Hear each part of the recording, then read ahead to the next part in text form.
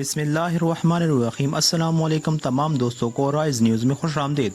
دوستو، ویڈیو شروع کرنے سے پہلے اگر آپ لوگوں نے ہمارے چینل رائز نیوز کو سبسکرائب نہیں کیا تو جلدی سے سبسکرائب کریں اور ساتھ ہی بیل کا آئیکن بھی دبائیں تاکہ ہر نئی آنے والے ویڈیو اور اپڈیٹ آپ لوگوں کو مل سکے۔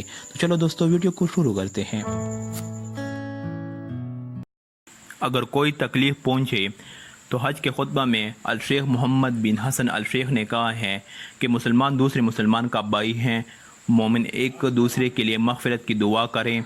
اگر کوئی تکلیف پہنچے تو کہیے ان للہ و انا الیہ راجعون۔ مسجد نمرہ کی امام شیخ نے خطبہ دیتے ہوئے کہا کہ مسلمان اللہ اور اس کے رسول کی اطاعت کرے، نماز قائم کرے اور برائی کو روکیے۔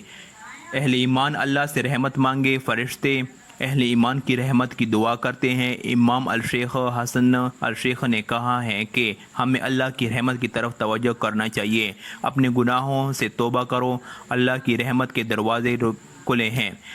انہوں نے مزید کہا کہ حجاج کرام آپ لوگ وہاں موجود ہیں جہاں رحمتوں کا نزول ہو رہا ہے، حجاج کرام دعا میں مشغول رہیں، سب کے لیے دعا کریں۔ دوستو، اس ویڈیو کو لائک اور شیئر کریں اور مزید اپڈیٹس کے لیے رائز نیوز کو سبسکرائب کریں۔ شکریہ۔